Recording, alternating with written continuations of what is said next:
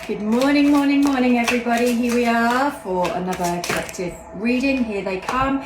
Tarot of Oppositions. Love a little bit of tarot, a little bit more involved than oracle cards, but their hidden depths are certainly there to see.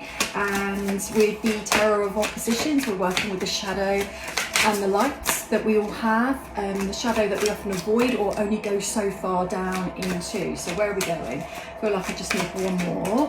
Whoops, literally. Sorry about that. Ask and you shall receive. So, Page of Pentacles.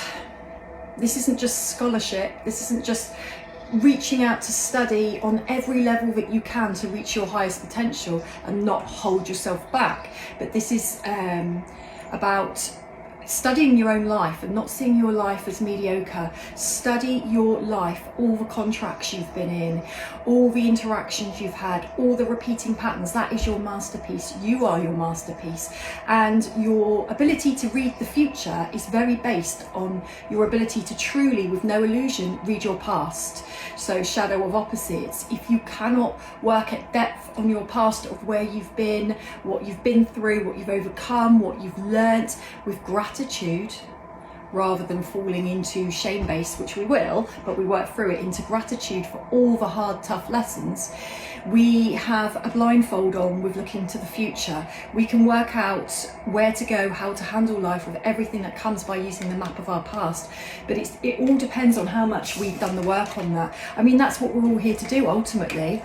We spend a lot of time looking out there and what's going on around us in the world, but ultimately it's about where have I been? Make it about yourself, the Hierophant. So this is also about judgment and karma, but also you learning, finding your own leadership, finding people to support you, finding people that guide you, finding valued teachers, spiritual teachers, emotional teachers, mental teachers, teachers to help you dissolve the ego into a healthy balance, so that we're not coming from really strong emotions in life and operating from that platform, which kind of impacts how we deal with life. How balanced are your emotions? How balanced is your ego, based on what you've been through, which will throw it completely out of kilter.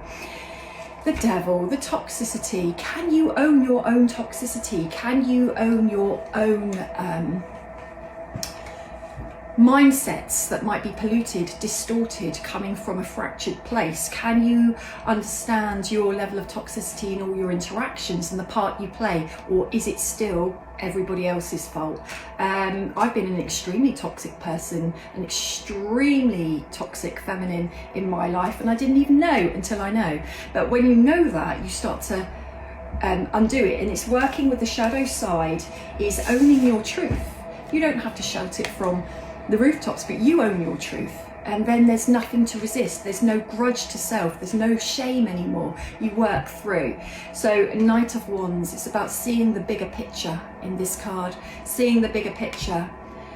We can only go as deep as we let ourselves, but equally we can only go as high parallel to the depth we go. So if we really want to rise and shine, our elevation, our vibration can only hit a roof so far, depending how deep you've gone. So the deeper you go, the higher you go, and it's all worthwhile. But one caveat to working through illusion there, when you face truth, it hurts. The truth will hurt. It's meant to, because that's what cracks open your heart, your soul, let the light in.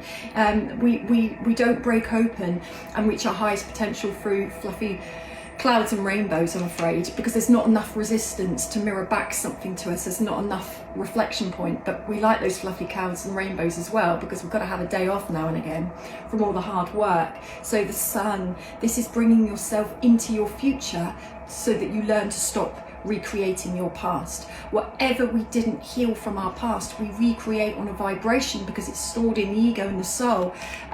It's things to work through, because all the challenges we face are there to cleanse us and purify us, unless we keep hitting a brick wall with it and then we just keep rebounding. That is what we're here for. Repeat or revolve. And we have all the obstacles, challenges and emotions around us to help us do that, or not. I mean, how many times do you want to keep coming back and doing the same lesson? I mean, really, think of it that way. So last one, Six of Wands. You might hide yourself to others, but the deepest wound you can do is hide yourself to you. Get to know you, really understand where you're repeating, where you're blind, and the way to do that is to look at your past. What have I lived? What have I experienced? Character profile it, and what am I likely to behave like because of those results if I don't do my work and heal? Anyone can heal. There's a million ways to heal. There is millions of ways to heal, but know thyself. That is your truth. Be your truth. It can start today. Have a great week, everybody. Take care.